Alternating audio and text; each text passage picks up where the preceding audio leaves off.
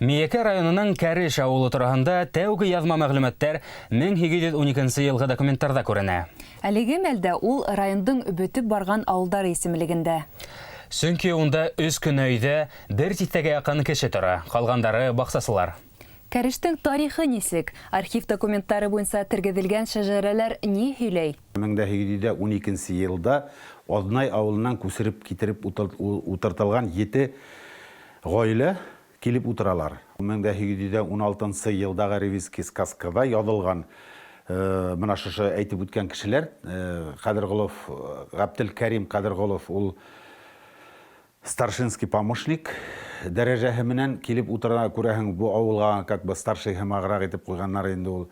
И шу Әбиялил, әйттем бит инде, Миннәф, Яһүдә, Исмагыйльләр килеп беренче булып утыралар Кәреш авылына. Батша вакытындагы халык исәбен алу документтары буенча Әюб агай Ганиев 19-нчы буат башында яшәгән ата-бабаларының исемнәрен тергеҙгән. Монда беренче килгән кешеләр, менә бу балта, булчак, безнең олатай бит инде, шул ике улы Абдул Миннәф Балтин, Әбиялил Балтин үзенең балалары менән ике улы өс өй булып килеп утыралар. Габделганийдин улы Салих буладыр инде.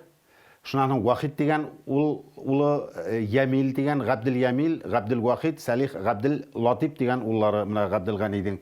Шунан менә безнеке инде Габдел Вахид Ганиев. Аның улы Әнвәр, Ганиев Әнвәр Абдул Вахидович. Шунан Әнвәрдән менә үс улы Рауил, Әюб, мин булам инде Ришат дигән уллары. 9 буын ныклы бар инде, 9 буын монда. Кантонлык системаһы бөтерелгәнгә тиклем Балтаның барлык улдары һәм шул исәптән yeğenдәре лә башкорт гаскәрләрендә казак хезмәтендә торган. Кәреш авылының тарихы ла шуныһы менән үзенчәлекле. 19-нчы буатта, анык кына әйтеп әйткәндә 1858 елда ул бөтерелә. Язмабыз герое, туган якты өйрәнүче Әюб агай Ганиев был тарихты ла өйрәнгән. Бу Кәреш авылы 1858 елда ликвидировать ителә.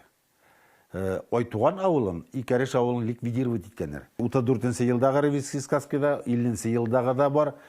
Шуннан соң 59 елдагы ревизский сказкада юкка сыктылар. Шуннан мин баш ваттым, кайда икән, кайда булдылар икән, шуннан эзләй торгас, Ислам улының ревизский сказкаена кергәйнем. Бәрәкәт, минең ярты агайыным Ислам улда яшәп ята. Яртыһы юк. Күсергәндәр. Анда язылган мына ревизский сказкада по распоряжению главнокомандующего башкирских войск переселены в деревню Исламгулово дип язылган. Мына шу Кәрештең яртыһын. Шуннан тагын эзләй башлагас, яртыһын таптым Каскын авылыннан. Каскы Бишбүләк районында Каскын авылы переселены, тоже язылган по распоряжению главнокомандующего башкирских войск переселены из деревни Карышево в 1858 году или 1858 елда аларды ике авылга күсереп утырталар. Кәреш авылын бөтереп, нинди сәбәптәндер, нинди уй менәндер, анын әйтә алмайым. Әлеге мәлгә тиклем Кәреш авылы халкы арасында кемдер үҙен без Исламгулдан, кемдер без Айтугандан, кемдер без Каскындан күскәнбез дип исәпләһә, был һорауҙарға ла Әюб агай Ганиев архив мәгълүматтары буенча яуаптар тапкан. Олар одак яшәмәйләр. Исламгулда Кәрешләр күсеп китәләр Айтуган авылына. Менә ни өчен бездекеләр Айтуганнан килгәнбез дип һөйләйдер. Менә шушы Кәрешләр Исламгул авылына күскән Кәрешләр йыйналарда күсәләр Айтуган авылына. Алар Айтуган авылына күсеп китәләр дә, менә ул 1859 елда алар күренәләр Исламгулда. Шунан 1870 елда алар яңадан Кәрештә күренәләр. Яңадан Кәреш. Шул арада менә 11 ел исендә алар Айтуганга күсәләр дә, Айтуганда алар күпмедер яшәйләр. Кире кайталар Кәрешкә. Кире кайту Кәреш менә Габделгани Бәләбәйгә барып, безнең Алатай уездга барып, уездный город бит Бәләбәй, Белебеевский уезд бит рөхсәт ала. Безне Кәрешкә кире кайтырга кәрешкә безгә кире кайтырга рөхсәт алаларда 1870 елда бер мәлне алар 492 кеше күренә кәрештә.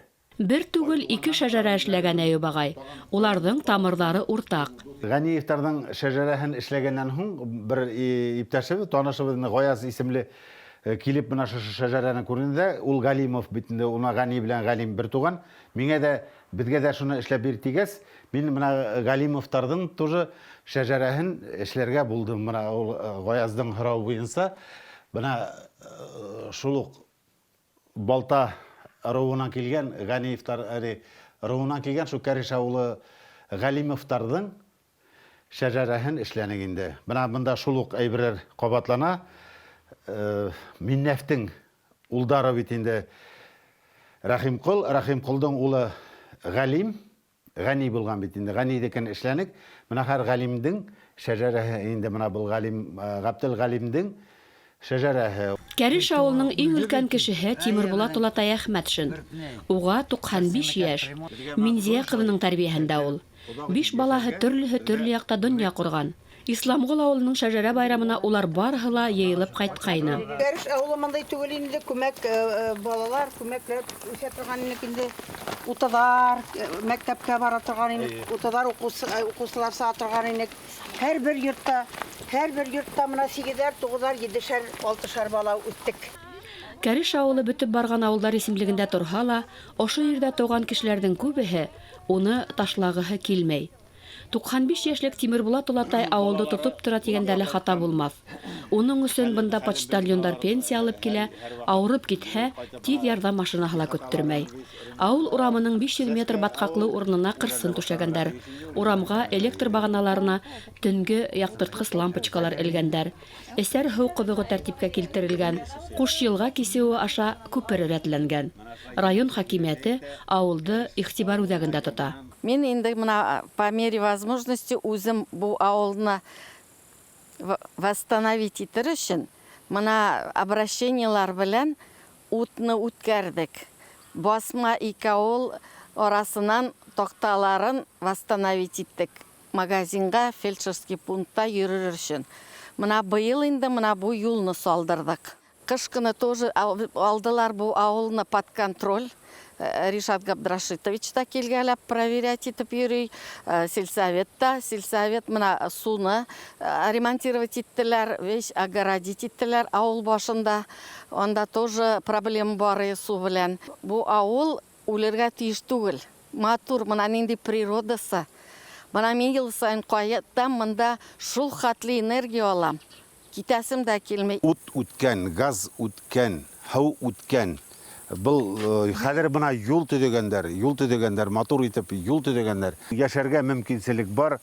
Яшьләргә кайтып, дөнья корып мына шушында рәхәтләнеп яшәргә кирәк. Кешелектең канаты икәү, береһе уның хәтер, икенчесе киләсәк. Батша заманы документларында уны ликвидировать дип язгандар. Әмма тиштә ел эчендә ул яңынан аякка баса. Һәм 1770 елда унда барлыгы 492 кеше яшәгән. Совет заманында ла авылда халык бик күп була. Авыл әлеге вакытта яңа яшәрү кисерә. Ташландык нигездәр үз хуҗаларын көтә.